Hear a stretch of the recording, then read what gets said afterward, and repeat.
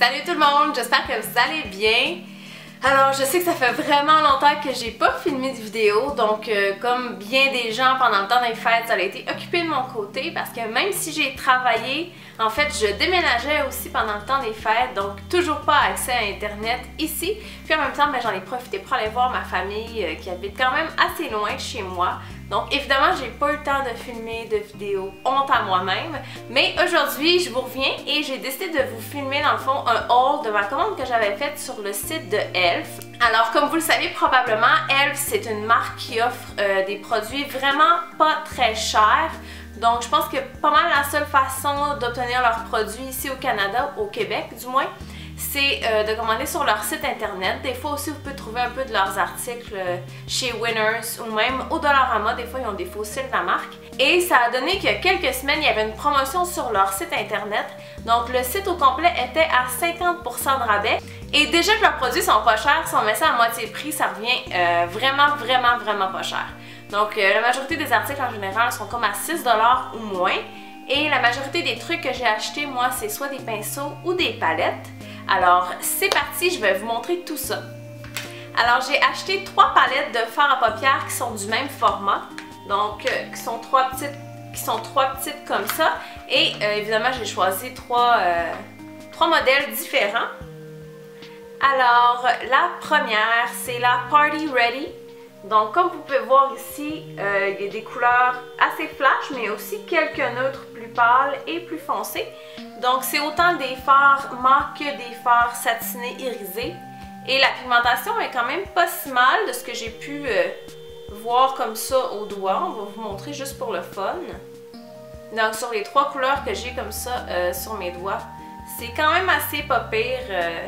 Comme le petit doré, il est super crémeux, super facile à appliquer.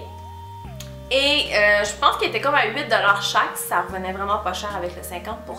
J'aime beaucoup l'emballage en fait de ces petites palettes là, donc c'est noir, c'est pas très gros, c'est mat. Puis étant donné qu'il n'y a pas de pinceau dans l'emballage, on perd comme pas d'espace à cause de ça. Donc ça se traîne bien quand même là, dans le sac à main. Celle-là c'est la Mad for Matte.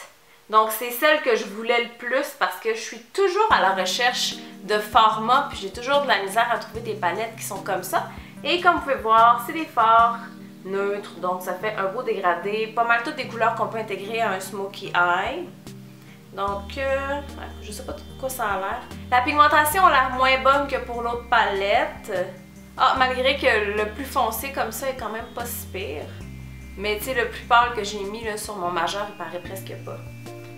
Donc, on va tester ça bientôt. En fait, j'avais peut-être prévu faire une vidéo avec un maquillage complet du visage juste de la marque Elf.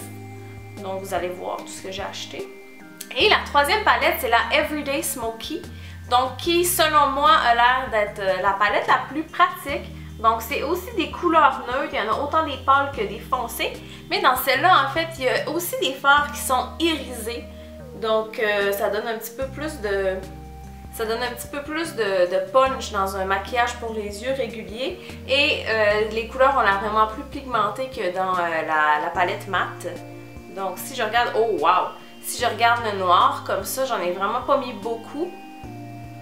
Parce qu'il est super pigmenté.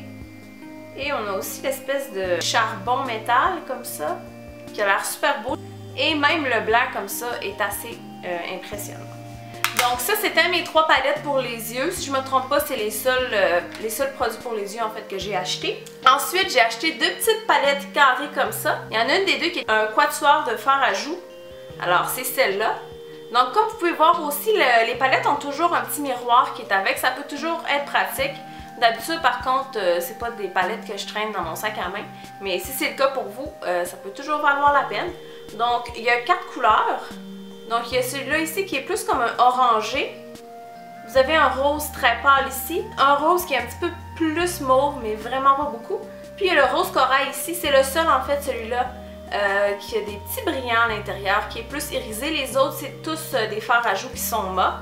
Et j'ai vraiment pas beaucoup de blush. Donc je trouvais que ça valait la peine d'en essayer quelques-uns. Et celle-là donc c'est la palette Light. Si je me trompe pas, il devait avoir une palette avec des fards plus foncés pour celles qui, contrairement à moi, sont pas pâles comme un drap. Donc juste pour vous montrer les blushs, Et puis là, avec ma lumière, mes couleurs sont vraiment moins flamboyantes que dans la vraie vie, mais ça ressemble à ça. Donc pour des fards à joues, c'est vraiment pigmenté, il faut même faire attention, pas en mettre trop parce que sinon on peut facilement avoir l'air d'un clown. Mais je vous dis, si vous avez des choses à acheter de e.l.f., moi ce que je dirais, ce serait soit les illuminateurs, fards à joues, puis aussi il y a quelques pinceaux qui sont vraiment intéressants. L'autre petit quatuor en fait, c'est une palette d'illuminateurs. Donc justement, étant donné que je suis pâle, il y en a juste deux qui me conviennent assez bien, donc les deux plus pâles. Les autres sont plus foncés, mais si vous avez un teint moigné, ça peut quand même faire la job. Et justement, je trouve que niveau illuminateur et fard à joues, e.l.f., ça vaut vraiment la peine d'essayer. Les fards à joues, je suis comme toujours impressionnée à chaque fois. Donc juste pour vous montrer, ça c'est deux des illuminateurs, c'est les plus pâles. En fait, c'est justement un illuminateur de e.l.f. que j'ai appliqué ici sur moi. Puis je trouve qu'il donne un très très beau résultat. Peut-être un peu moins à caméra. Ah, peut-être aussi à la caméra. Encore dans la thématique fard à joues, j'ai acheté le duo Contour et Blush, donc où il y a une poudre bronzante qui est mate et il y a aussi un fard à joues.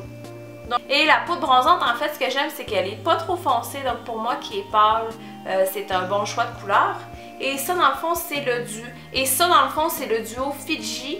Et les deux couleurs sont très belles si vous avez un teint pâle comme moi. C'est pas trop foncé justement parce que des fois quand on a le teint pâle, c'est vraiment difficile de trouver des produits pour le teint surtout en fait, qui sont pas trop foncés puis que ça paraît pas trop en fait qu'on est maquillé. C'est facile de pogner une poudre bronzante puis finalement c'est comme trop orange puis on a l'air ridicule. Alors je me suis aussi acheté un fond de teint de e.l.f. Donc c'est un fond de teint pour combattre l'acné. En fait, il y a de l'acide salicylique dedans et il y a aussi de l'huile d'arbre à thé. Donc, c'est les deux ingrédients, du moins que je connais, qui aident à combattre l'acné. Et c'est un fond de teint qui est très couvrant. Si je ne me trompe pas, il y a un Finima.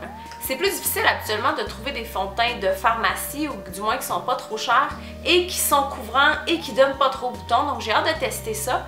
Je vais probablement filmer une vidéo, en fait, revue, où je vais vous montrer l'application du fond de teint, puis aussi on va tester la tenue du produit.